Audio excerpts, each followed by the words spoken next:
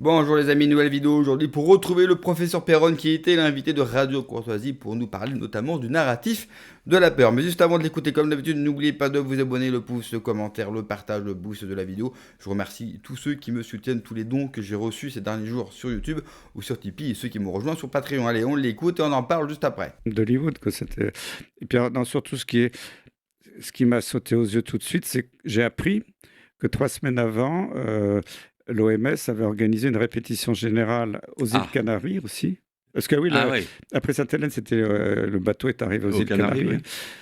hein. Euh, et donc, ils avaient fait la répétition générale de l'histoire d'un bateau avec un virus très dangereux pourrait arriver aux îles Canaries. Et donc, ils avaient fait la répétition avec les scaphandres. Et comme par hasard, 3 semaines après, pof, Oui, bah, ils ça avaient fait arrive. déjà le coup avec le Covid, Oui, et souvenez-vous. puis avec Ah, déjà. la variole du La singe variole aussi, du singe aussi, oui. Bill Gates avait fait une répétition Oui, générale ouais, avant aussi. ouais, oui. À chaque fois, il est fort, Bill Gates, il Parce qu'il prévoit annonce tout, il le... fait les répétitions avant, c'est nickel. Là, Oh, c'était Tedros, là, le directeur de l'OMS.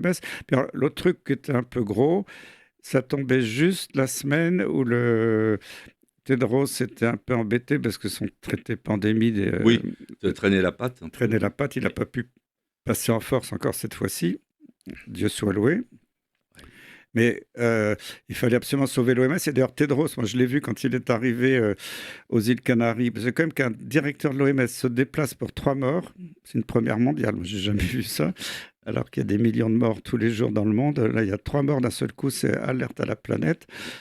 Ah, tant mieux. Ouais, je dis pas tant mieux parce que les pauvres, ils sont morts. Enfin, bon, ça, c'est leur rendre un bel hommage. Mais dans son discours que j'ai entendu, il, directement, il attaque l'Argentine et les Les États-Unis États-Unis parce qui que ont quitté l'OMS, oui. les États-Unis avaient déjà quitté l'année dernière, l'Argentine venait de quitter, et il a dit, j'espère que ça vous servira de Oui, leçon c'est ça, pour j'ai réintégrer entendu. l'OMS.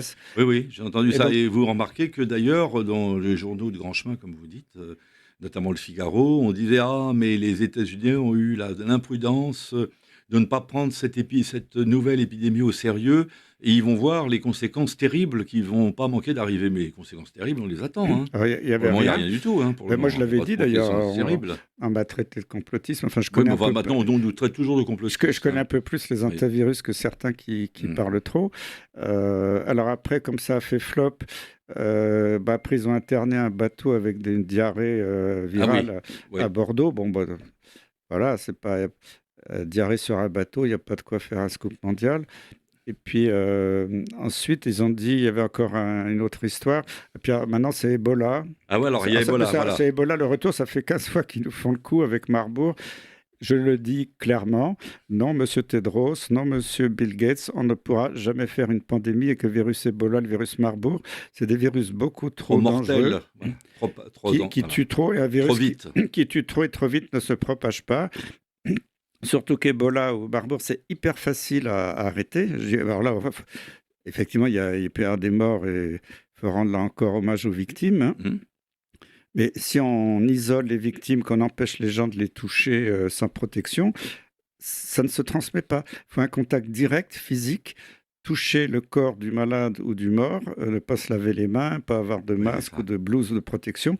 Et là, on peut choper très facilement et mourir. Oui. Mais on peut, si on prend des mesures d'hygiène, même de base, Il y a le c'est risque est totalement faible. impossible. Si en Afrique, malheureusement, quand il y a eu des petits foyers épidémiques qui n'ont jamais été non Mmh mh. plus énormes, hein, bon, ça a été limité, même si les médias ont un peu exagéré à chaque fois. Ce qui était, ce qui a provoqué ça, c'est que c'est dans la culture religieuse de certaines populations africaines où tous les proches, la famille, les gens Ouais. du village doivent rendre hommage aux morts Ouais. ou aux mourants. Ils doivent venir l'accompagner. Ouais. Même après son décès, ils doivent veiller avec le corps dans une pièce, Mmh mh. en le touchant, le caressant. Et là, évidemment, ça favorise énormément la Et alors, contamination. pourquoi ils le font? Parce que s'ils ne le font pas, dans leur tradition, le mort va se venger dans Ah oui, l'au-delà. d'accord. Et donc, c'était très difficile pour les équipes un peu De médicales les tenir à internationales qui ont distance, oui. voulu enrayer le phénomène, c'était de convaincre les gens que bah, il fallait qu'ils prennent des mesures de précaution, d'isolement qui étaient tout à fait justifiées pour le coup. Mmh. Mmh. Mais sinon, moi, ils me font rire. Moi, déjà, il y a 2 ans, je crois, un jour, Tedros dit: attention, il y a eu un cas de Marbourg dans un train en Allemagne, ils sont tous arrivés avec des scaphandriers, puis en fait, c'était un gars qui avait une hépatite, je sais pas quoi. Dès qu'ils peuvent, mais c'est entretenir la peur, la peur, la peur. Ah, ils ont essayé avec la variole du singe, vous vous Oui, souvenez. oui, ça Et a je me fait souviens fou. d'une déclaration de Gabriel Attal, c'était en 2023 ou 2024, hein, qui a Mhm. dit, ah bah de toute façon, c'était vers le 15 août, il a dit, il est clair qu'à la rentrée, euh, des mesures draconiennes seront imposées aux gens de plus de 70 ans. Mhm. Des mesures de confinement seront imposées De aux toute gens de façon, plus de la 70 variole ans. du singe, Bon, c'est bah, évident que c'était fabriqué parce que oui, la variole du singe naturelle, elle existe depuis toujours. C'est un virus qui n'est pas bien adapté à l'homme. Il y a des cas oui. mortels en Afrique de temps en temps, c'est arrivé, mais c'est des Africains prenant très dénutris qui ont des mauvaises défenses immunitaires, mais ça donne comme une grosse varicelle. Oui. Mais c'est pas la catastrophe chez l'homme, en tout De cas. toute façon, ça a complètement Alors disparu, hein, après, c'est pas... quand la variole du singe est arrivée, Bill Gates l'avait prévu 1 an avant, il avait donné la date. Là encore, hein, donc à chaque fois, donc en fait, comme le disait un de nos amis, le complot existe bien, mais il est à ciel ouvert. Voilà. Parce que ces gens-là sont un peu comme Adolf Hitler, qui disait avant ce qu'il allait faire. Mhm. Et les gens disent, mais non, il ne le fera pas, vous pensez. Ou comme les communistes d'ailleurs, qui annonçaient avant ce qu'ils allaient faire. Et là, Et ils le font pas, ils font pareil. Ils annoncent à l'avance et les gens exactement. ne les prennent pas au Toujours, sérieux. mais le Covid a été annoncé plein de fois à l'avance. Ouais. Euh, et donc cette variole du singe, je vois que en 2019, Bill Gates avait investi pour faire un nouveau vaccin qui est commercialisé maintenant. Que, Alors c'était ça, c'était Gabriel Attal voulait que les plus de 65 ans soient obligatoirement vaccinés contre la variole du singe. quand la soi-disant pandémie de variole du singe est sortie, ce qui était très curieux, c'est qu'elle est sortie le même jour dans 15 pays différents du monde, Ouais. aux 4 coins de la planète. Alors, dès le premier jour, il y avait des cas en Australie, en Norvège, en Suède, en Alors ça veut dire que Argentine. des gens ont balancé du virus à droite et à Enfin, gauche. ça, obligatoirement. Hein. Alors rappelez-vous qu'il y avait dans un feuilleton qui s'appelait Chapeau melon et bottes de cuir, que vous avez peut-être vu autrefois dans les années Oui. 70, il y avait un épisode qui s'appelait À vos souhaits, et c'était un savant fou qui balançait du poudre de virus, de coronavirus d'ailleurs, c'était un virus de type rhume, partout dans les lieux publics, et qu'il envoyait par la poste à ses ennemis déjà, Mm. dans des enveloppes, et puis il voulait le mettre dans le tube, le Ah mettre ben, au dans les New enveloppes, York. c'était le Voilà. charbon qu'on appelle anthrax. Oui, maintenant. ça aussi, il y a eu Et ça. ça, Il y c'était a- en fait un chercheur. ça, Ils avaient ça a accusé, été ça existe. ils avaient accusé Al-Qaïda, mais en fait, c'était un chercheur américain qui voulait se venger. Oui, contre- je me souviens de ça. Il avait envoyé ça à des sénateurs, à des journalistes, et il y en a qui sont morts Ah d'ailleurs. oui, parce que c'était efficace. Donc oui. voilà, hop, revenons à notre variole du singe. Je lis le communiqué. 15 coins de la planète le même jour, non, ça c'est pas possible, il ne faut pas me raconter des sornettes. Ensuite, ils disent la transmission respiratoire, mais ça se transmet Par des aux hommes contacts. ayant des relations sexuelles avec des hommes. Alors, si c'est la transmission uniquement anale, il y a un Ouais. truc que je comprends pas. Et en fait, c'est pour ça que ça a fait flop, parce que ça a touché que. Bon, Qu'il y a une partie de la population. Oui. je suis désolé pour Ah oui, eux. Bon, mais il bien s'est sûr, tombé oui. sur des. Et c'est pas l'homosexuel lambda, c'était vraiment les homosexuels à partenaires multiples non protégés. Parce que moi, je sais que des cas que je connais, bon, ils revenaient de la Gay Pride de Berlin. Ils avaient eu plein de partenaires sans Sans protection. sans protection. Voilà, donc c'est pour ça que cette épidémie, elle a pas duré. Mais ils ont quand même réussi à vacciner beaucoup de gens en France, Ah oui, qui étaient plus dans la communauté homosexuelle. Parce que parce que le vaccin existe donc. Ah oui, bien sûr, c'est le nouveau vaccin de Bill Gates que vous pouvez vous faire. Si vous l'avez pas fait, je vous pense pouvez- pas être spécialement candidat. Vous pouvez- vous pouvez- De trucs, non, vous c'est pouvez, pas trop mon genre. vous pouvez bon, mais- courir dès demain pour le réclamer à votre médecin. Euh, Non, j'aurais pas l'idée, franchement. Enfin, mais ce que vous voilà, voulez. non, mais- Il faut vivre dangereusement, pourquoi Voilà. pas, hein. voilà, non, mais c'est pour ça ils me font rire. Alors maintenant, Ebola ressort. Et puis, faut Alors, faire il y a peur, alors, est-ce que Bill Gates n'a pas annoncé un vaccin justement contre Ebola Ah oui, mais de toute façon, même l'antivirus. Ah oui, c'est aussi ce qui m'a surpris. Moi, je n'avais pas suivi, parce que l'antivirus, personne ne s'intéresse trop à l'antivirus. Ce n'est pas une menace mondiale jusqu'à présent.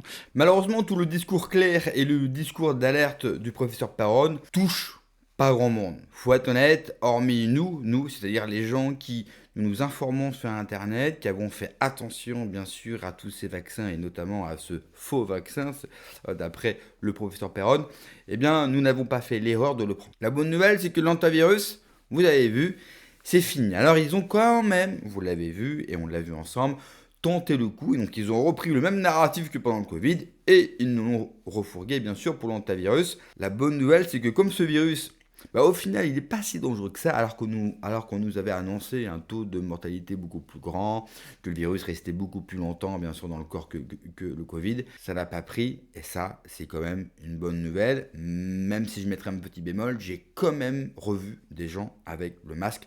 Certes, c'est un film, mais je l'ai revu.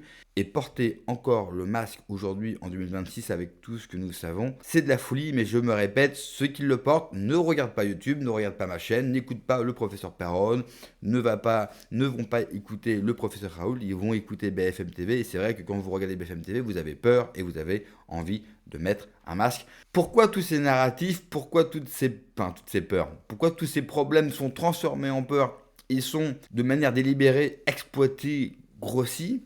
Parce qu'il faut toujours tenir les populations en laisse. Il faut les foudroyer par la peur. Quand vous avez peur, la première réaction que vous avez, c'est de vous tétaniser. Alors bien sûr, vous avez des gens qui absorbent cette peur et cette adrénaline. Globalement, 90% des gens, quand ils sont saisis par une peur, ils se tétanisent. C'est-à-dire qu'ils restent figés. Ils ne pensent plus. Même dans des cas d'agression, avec des gens qui font des sports de combat. Vous avez mille et un exemples. Par exemple, je me souviens d'une histoire sordide d'une femme championne du monde de karaté à plusieurs reprises. Bref, une excellente combattante. Elle se fait agresser dans la rue par un homme.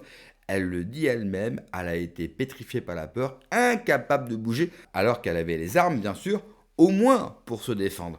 Eh bien, là, c'est la même peur, c'est la même volonté qui est exploitée par le système via, bien sûr, son narratif repris par les médias de masse. Leur projet, c'est d'avoir une population totalement tétanisée. Une population qui ne bouge plus. Une population qui ne s'interroge plus. Donc, qui ne se révolte pas. Une population qui a le temps de réfléchir, de se poser 5 minutes. Eh bien, c'est une population qui, peu à peu, va entrevoir les problèmes que le système crée pour lui pourrir la vie. Et c'est une population qui peut se révolter. Quand en permanence, par le climat, par une crise sanitaire, par l'économie, par la guerre, vous captez la population, vous la rendez docile. Parce que le pouvoir, qu'est-ce qu'il vous dit? Nous sommes le seul rempart face à ces crises.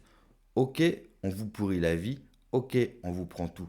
Mais si vous nous éliminez, si vous nous faites tomber, il n'y aura plus rien qui vous protégera de l'enfer et des catastrophes qui vont arriver. Et cela fonctionne encore plus, bien sûr, avec une population qui ne croit plus en Dieu. Car dans un pays religieux, dans un pays chrétien, eh bien, vous ne remettez pas votre sort à un gouvernement, à un État, à des élus, mais tout simplement à Dieu. Merci d'avoir regardé la vidéo, les amis. N'oubliez pas, comme d'habitude, de vous abonner, le pouce, le commentaire, le partage, le boost de la vidéo. Prenez soin de vous, que Dieu vous protège. Allez, ciao.